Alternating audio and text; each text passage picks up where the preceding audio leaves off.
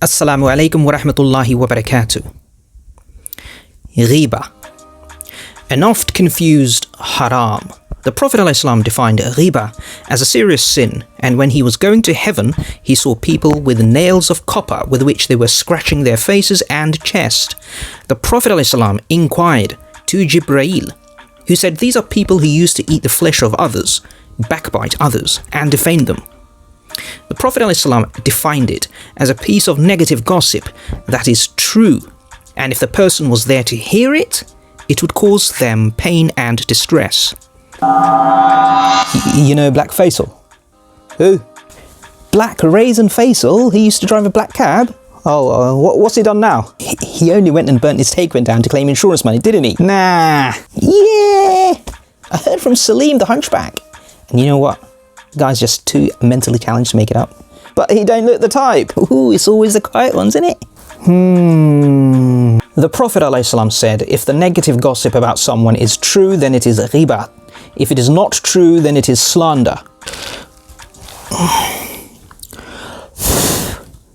Both haram. But there are actually instances when gheeba is allowed, and it isn't always haram. It is equally important that we know when that is, in order to avoid confusion and throwing around false charges of gheeba.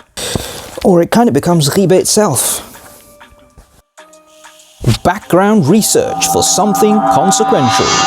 Oh, son, can you tell me about Rafiq, Murtaza's son? I'm considering him for my overeducated, old like fine ajwa date's daughter, you see. Nah, you don't want to go there, uncle. The guy literally drinks every other day. Hashtag sincere truth. Ah well, Jazakallahkhairan for that. Piece of ghibat-free advice, my son, to avert a major harm. Hashish or fag, may Allah reward you. Getting help from someone in authority, police, judge, or the law. Madam, can you help me? My husband beats me every day with a big stick, and it is not a miswak. I assure you, unless you have a big broom-sized miswak in your house. Ma'am, I've no idea what you're saying. Calm down, please. Now, does he do anything else? Oh, let's see, he stops me from going outside, meeting my family and friends, and he makes me pray.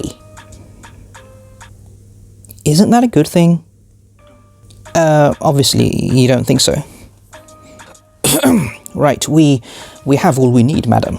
Let's see what we can do about your nasty wife-beating Muslim husband, shall we? Warning against public demagogues and deviants. Thank you.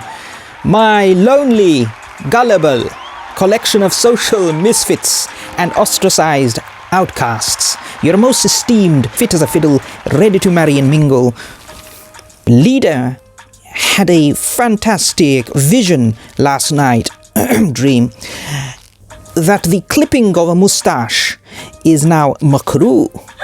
Yeah, we need to stay away from this guy. I swear last week he said that the Burak was an alien spacecraft. I'm getting out of here. Seeking aid to sincerely help a Muslim. Uncle, I need to tell you something about your son. Well, go on, my boy. But Hatim's kind of gotten involved with the wrong crowd. They're stealing cars. Well, thank you for telling me, my boy. I will have a quiet word with him. Oh, are you free on Friday? Why, uncle? Oh, Hatim's funeral. It'll mean a lot to him. Religious guidance in the face of persecution. Ya Sheikh, I had no choice but to come to you. My cruel 25-year-old stepmother has made my old father disinherit me.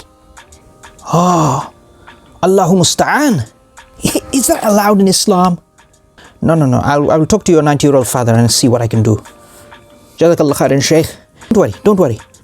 Gheeba is a very serious sin in Islam with awfully serious consequences for your akhira. If you don't repent and seek forgiveness in time, you could end up losing all your good deeds to the person you backbit. So just imagine on the day of judgment, the person you hated and gossiped about in life takes away all your good deeds, and they go to Jannah and you end up in Jahannam. So Let's avoid this huge sin. Learn what it is and repent today. Please share this knowledge and be rewarded for the good that will inshallah come. Jazakallahkhairan, my dear brothers and sisters. Assalamu alaikum wa rahmatullahi wa barakatuh.